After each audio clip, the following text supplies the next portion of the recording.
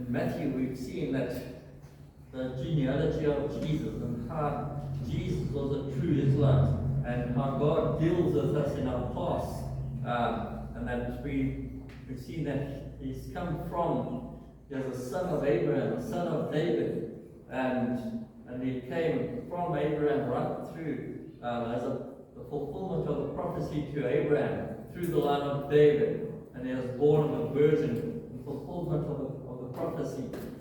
Joseph was his not his biological father, but his father according to the lineage, coming through the line of David,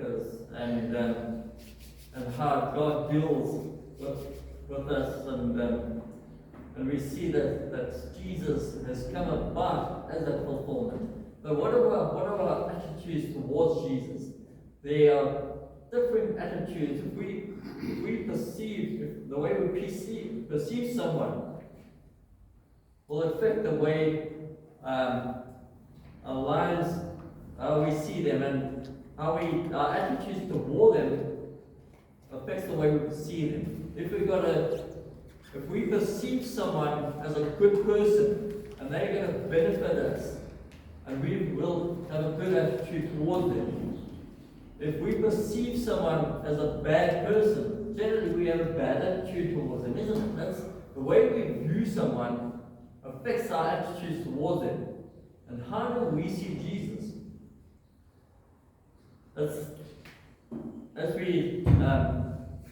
Not everyone has a positive attitude. We think, well, Jesus was good. He was righteous. He was perfect. He, in every way, but not everyone saw him as that. They perceived him in the wrong light. And so, not everyone had good attitudes toward him. But what are our attitudes? How do we perceive Jesus? And how does our perception of him affect our attitudes towards him? And our attitudes towards someone will affect our behavior towards them or for them. Depends on who they are. If we got a bad attitude towards the government, for example, we're not going to want to adhere to government regulations. If we got a positive attitude towards it, we want to submit to the regulations. Our perceptions affect our attitudes affect our behavior. I'm going to be reading the whole of Matthew chapter 2, from 1 to 23. So I'm dealing with big portions of scripture as we go through Matthew. So just bear with me as I read it. After Jesus was born in Bethlehem in Judea, during the time of King Herod, a magi from the east came to Jerusalem and asked, "Where is the one who has been born King of the Jews? We saw his star in the east and have come to worship him." When King Herod heard this, he was disturbed, and all Jerusalem with him. When he had called together all the people's chief priests and teachers of the law, he asked them where the Christ was, or the Messiah was to be born. In Bethlehem in Judea, they replied, "For this is what the prophet has written, but you, Bethlehem, in the land of Judah, are by no means least among the rulers of Judah, for out of you will come a ruler who will be the shepherd of my people Israel." Then Herod called the magi secretly and found out from them the exact time the star had appeared. He sent them to Bethlehem and said, "Go and make a careful search for the child. As soon as you find him, report to me, so that I too may go and worship him." After they had heard the king, they went on their way, and the star they had seen in the east went ahead of them until it stopped over the place where the child was. When they saw the star, they were overjoyed. On coming to the house, they saw the child with his mother Mary, and they bowed down and worshipped him. Then they opened their treasures and presented him with gifts of gold, of incense, and of myrrh. And having been warned in a dream not to go back to Herod, they returned to their country by another route. When they had gone, an angel of the Lord appeared to Joseph in a dream. "Get up," he said, "take the child and his mother and escape to Egypt. Stay there until I'll tell you, for Herod is going to search for the child to kill him." When he got up, took the child and his mother during the night and left for Egypt. where he stayed until the death of Herod. And so was fulfilled what the Lord had said through the prophet, out of Egypt I will call my son. When Herod realized that he had been outwitted by the Magi, he was furious, and he gave orders to kill all the boys in Bethlehem and its vicinity who were 2 years old and under, in accordance with the time he had learned from the Magi. Then what is said through the prophet Jeremiah was fulfilled. A voice is heard in Ramah, weeping and great mourning. Rachel, weeping for her children, and refusing to be comforted because they are no more. After Herod died, an angel of the Lord appeared in a dream to Joseph in Egypt and said, "Get up, take the child and his mother, and go to the land of Israel, for those who were trying to take the child's life are dead." So he got up, took the child and his mother, and went to the land of Israel. And when he heard that Archelaus was reigning in Judea in place of his father Herod, he was afraid to go there. Having been warned in a dream, he withdrew to the district of Galilee, and he went and lived in a town called Nazareth. So was fulfilled what was said through the prophet, he will be called a Nazarene. Here we see different attitudes towards Jesus. We see Herod, the jealous king. Then different religious leaders, the worshipping Magi and the obedient parents. Let us look at them. Just these four attitudes. The attitude of jealousy, indifference, worshipping attitude, and an obedient attitude. Two negative, two positive. Jealousy. Herod the Great. That's who there were different Herods. Herod, of course, we saw that Herod who was reigning during the time of Jesus was Herod the Great. His son was Herod Archelaus, and there were different other Herods as well. This was Herod the Great, and he wasn't a Jew, but was made king over Judea by the Romans in about 40 BC, 40 years before Christ. He was established by the Romans. So here we get a non-Jewish king over Judea, ruling of the Jews, established by the Romans. Because remember, there was the Roman Empire, and they established kings as they wished. If they were, doesn't matter if the people were happy or they didn't. It wasn't a democracy. It was a dictatorship, and basically, if the emperor said so, that's what it was. And so the Romans, as they overtook land, sometimes they removed the king and they put someone else in their place according to the way they desired. And they had established Herod as the king of Judea about 40 years before Christ. And so during the time of the birth of Jesus, Herod was ruling over Judea, and his kingdom was already well established. Of course, he was still a vassal. He was still had to submit to the Romans. He wasn't a complete sovereign, but he had sovereignty. He could really do what he wanted within Judea, and he's even under the authority of Rome. And so there he was, not being loved by the Jewish people, because not only because he was established by the Romans, because also he is an Edomite. And the Edomites were enemies of Israel. So he is doubly hated by the Jewish people. He was an Edomite, enemy of Israel. And he is established by the Romans, the enemies of Israel. Because, remember, they were under Roman rule. The Romans had taken over the whole area, the whole region, and was part of the Roman Empire. That's what the Zealots were about. They were freedom fighters, Jewish freedom fighters, trying to fight for the liberation of Israel from the Romans. And so Jesus was born. This is the scenario into which Jesus was born, under Herod. And so, of course, when the Magi from the east, who were probably Babylonian astrologers, arrived in Jerusalem, the obvious place to inquire about the birth of the king is the royal palace. If you know about a king being born, don't look at it as stable. We know that from looking back because of the scriptures. But obviously in their time, if you know a king has been born of royalty, royal birth, you want to come worship him, where will you go? The obvious place is the palace. And so obviously not thinking about Herod and all the politics of Israel coming from the east, they came to the palace and they met Herod and they asked him, where is this king? Where is the king of the Jews?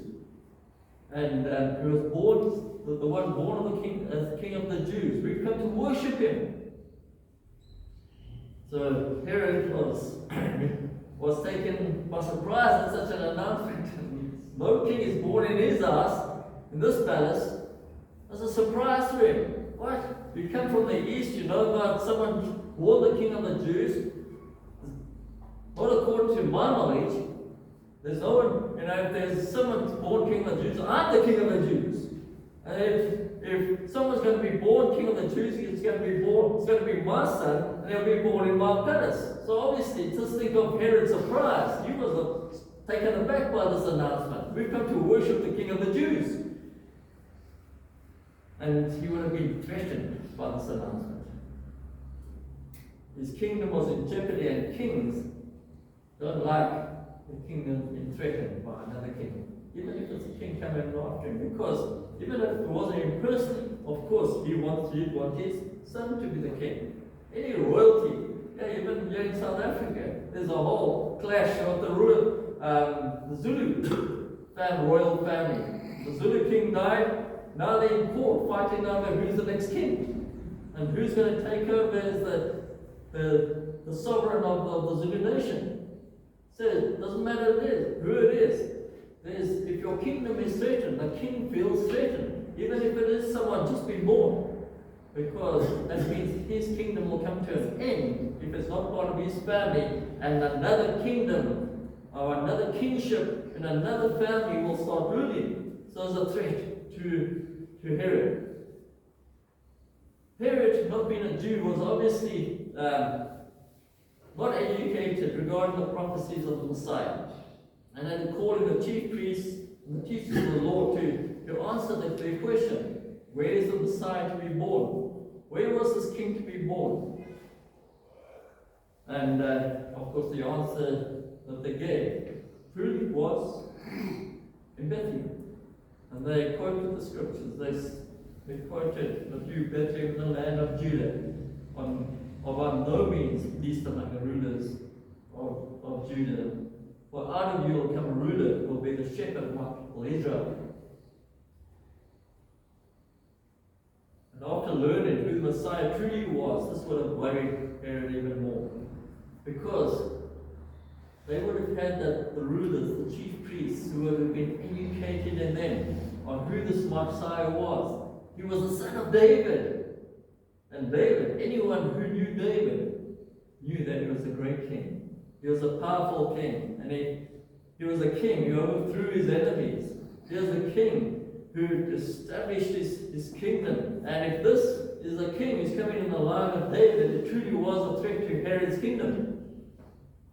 He was a king who was going to be an eternal king. He was going to establish his eternal throne. That means Herod's kingdom was definitely going to come to an end. If he allowed this kingship to happen, this king was going to reign in peace and righteousness. In fact, he's going to overthrow his enemies according to the Jewish understanding of the prophecy to establish his kingdom.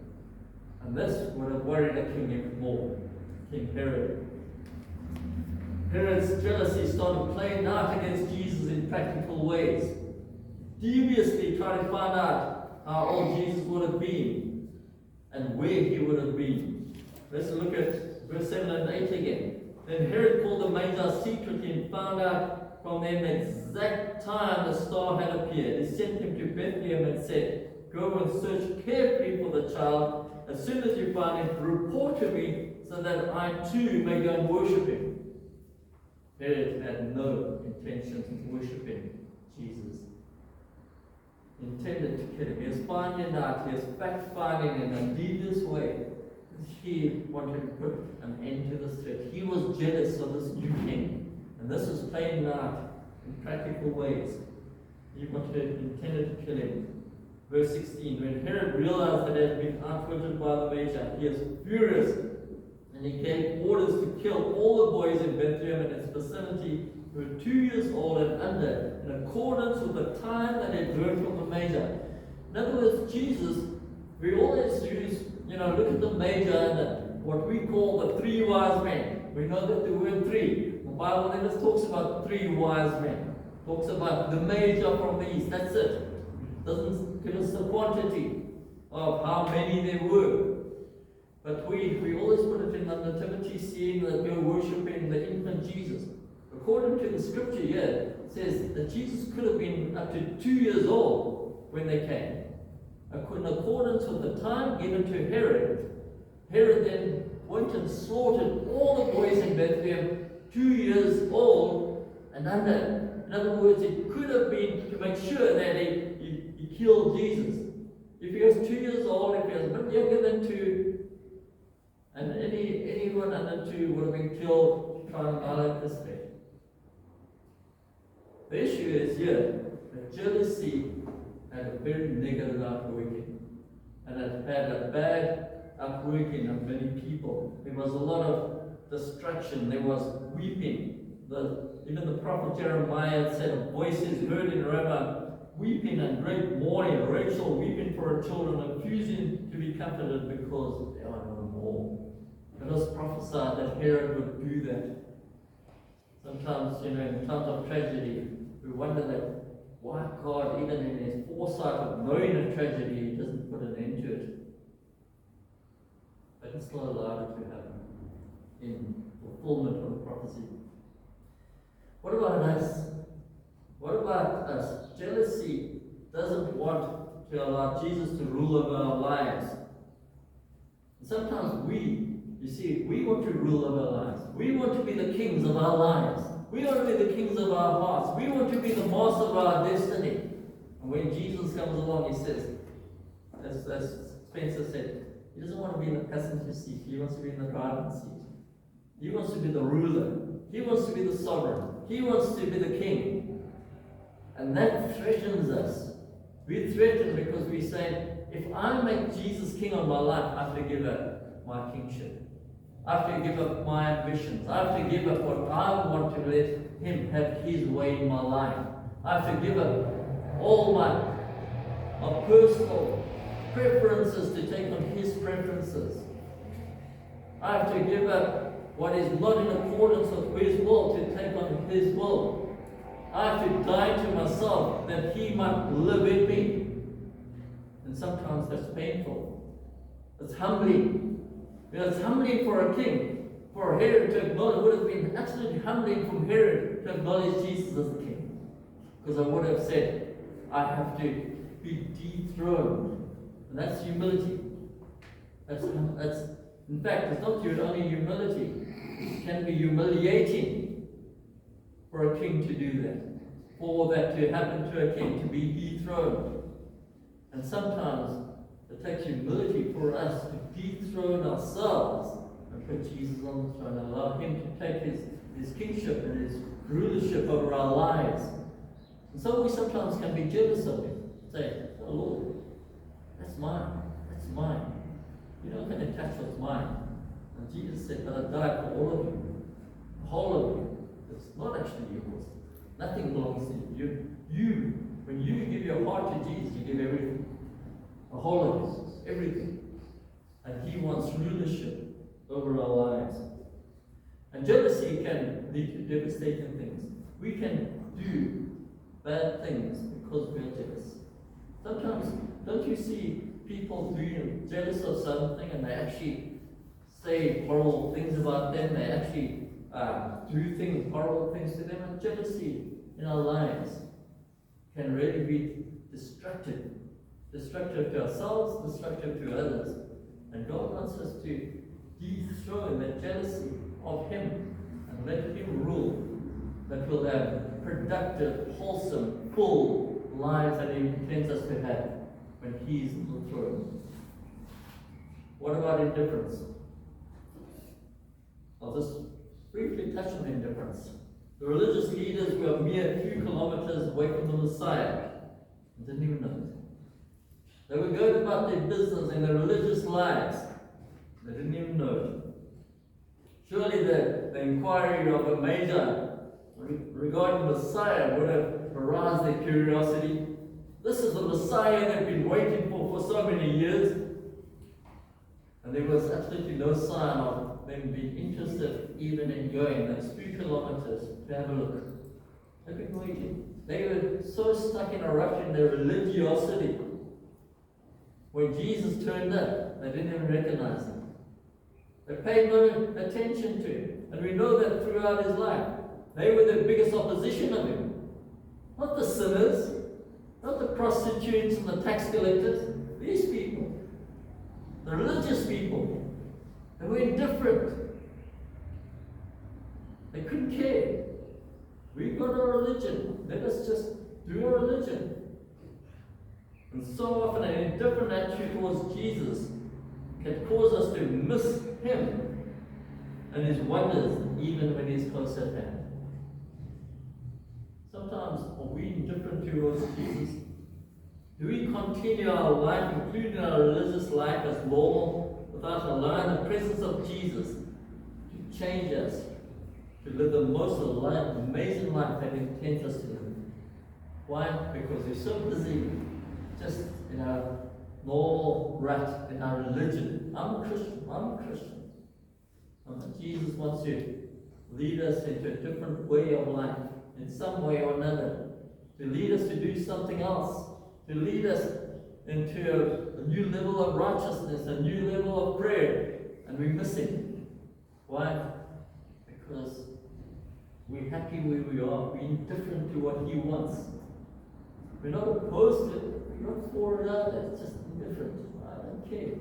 I'm happy with the way I'm in my religious life.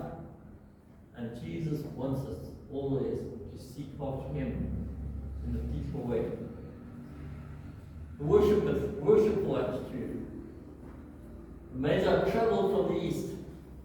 That's all we know about them from the Bible. There's a lot of speculation of who they were. The Greek word for Magi is actually magician or sorcerer. So they weren't kings. We read the song, we three kings from Oriental, bearing gifts to travel from afar. They weren't kings. That's what the Greek word is actually a magician, means magician or sorcerer. And as they were following the star, they were possibly astrologers from Babylon, which is Iraq or Iran area, the vicinity. And so they were very direct to the point as to the reason why they're looking for Jesus. Matthew 2:2. Where is the one who was born King of the Jews? We saw his star and when it rose, and have come to worship him. They were very direct with him. This is why we've come. We're looking for the King of the Jews, and we've come to worship him. We haven't just come out of interest. We haven't come to see what he looks like. We haven't come to get anything from him. Why have we come? We've come to worship him. That's why we've come. Forthright, direct. That's the reason we're here. We've come to worship this new King. We've come to worship Jesus. We don't know how they knew about Jesus being the King of the Jews, but they knew enough to travel from afar to see him and worship him. It's possible, of course, that there were Jewish colonies in Babylon. Remember that the Jews were, even in the genealogy, it talks about they went into exile into Babylon. They were taken to exile. There were righteous men there, like Daniel, Shadrach, Meshach, and Abednego, who were there. They probably established their colonies and taught Judaism. A lot of the Babylonians could have learned about the Messiah, could have learned about this new king that was coming, this ruler, and they possibly learned something. But how did they know that star was his star? I believe that it was just and God revealed it to them. Because even the Jews missed it. But Yahweh, they went from the east to come, and they recognized this was his stop. Worship is a true response when encountering Jesus. Worship is a true response when encountering Jesus. God led them to Jesus by means of the star, which stopped at the house where Jesus was. We don't get to Jesus on our own. God draws us. God draws us to Him. If you know Jesus, because God has drawn you to Him. God has drawn you to Him. We see how the Magi worship Jesus. They bow down and worship Him. Bow down is an act of submission and reverence to a higher authority. They recognize that this boy, this baby in the manger, or the son in the house, doesn't talk about a manger in this passage. It talks about where the house where it was, indicating that it was possibly at a later stage. This young boy in this house, who was he? He was the King of the Jews, and we recognize him. We recognize him to be a higher authority. We recognize him to be sovereign over our lives. We will bow down and worship him. Do we bow our hearts to worship Jesus? Have we bowed down recognizing that He's sovereign over our lives, that He is the ruler over all things, that He is a higher authority than all we've known, even our own lives? And they gave Him gifts of gold, frankincense, and myrrh. Gold is a gift presented to a king, and this was an acknowledgement of the kingship of Jesus. To say, we recognize you as a king. Frankincense was burned as an offering to the Lord in the temple. And in presenting it, the Magi acknowledged the deity of Jesus. He was Emmanuel, God with us. This child is God, became flesh. Because frankincense was always offered up to God. And they offering it in worship to Jesus. Myrrh was used to embalm the dead, and it was also used as one of the ingredients for the anointing oil for the priests. And in offering the myrrh, it was them offering, recognizing that He was going to die and is going to rise to be the eternal priest of us all. And He stands as an eternal priesthood between us and God. He intercedes on our behalf before the Father. So they recognize Him as the King, as God, as priest. When we are confronted with Jesus, what type of worship do we offer Him? Do we leave our comfort zones and even travel far to worship Him? Or do we give Him mediocre worship? As long as it means we don't have to leave our comfort zones. As long as it means we can. Some people, I'm so glad that we can go online during lockdown.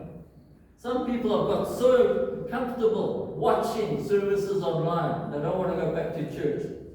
They don't have to get out of their pajamas even. They can watch in their pajamas. That's not church. That's not even worship. With that kind of attitude. An attitude is, I'm going to get out of my comfort zone and worship God. I'm not saying people can't worship from home. But God has called us. He said, do not forsake the gathering together of the saints, as some of that habit of doing. Because we worship together. He's called us to be a family, a body. Do we bow in absolute surrender to His sovereignty? Do we acknowledge who He is and offer our gifts of worship fitting for who He is, to acknowledge who He is and give Him the gifts accordingly?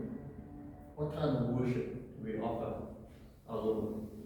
And then lastly, and just very briefly, obedience. When Herod was going to kill Jesus, God spoke to Joseph in a dream, and He'd been speaking to Joseph in dreams, as we've seen a number of times before. Even when remember, He's going to divorce Mary, He spoke to Joseph in a dream. Herod was going to kill Jesus, He spoke to Joseph in a dream. He took Jesus and He fled to Egypt in a according to what he has told him, it is an immediate obedience. They escaped the annihilation of all the boys and saved their lives in accordance with what the angel had commanded them to do. The complete and instant obedience to God saved their lives. How obedient are we? Do we have delayed obedience, or we have instant obedience? Are we completely obedient or partially obedient to what God wants us, what Jesus calls us to do, to Jesus' commands? After Herod had died, God spoke to them again in a dream and told them to return to Israel, which they did. And they returned to their hometown of Nazareth in fulfillment of prophecy. And so, once again, they were obedient and went back and fulfilling the purposes of God, the prophecy that He would call a Nazarene. And do we have an obedient attitude towards Jesus, so allowing God's purposes to be fulfilled in our lives? Or are we hindering the purposes of God because we're not obedient to Him? What is our attitude to Jesus? Are we jealous of Him? Are we indifferent to Him? Or do we have a worshiping attitude? Recognizing who He is in His sovereignty, His kingship, His deity, His priesthood. Are we obedient to Him? Do we have an obedient attitude? Let us submit ourselves to who He is and what He wants to do in our lives.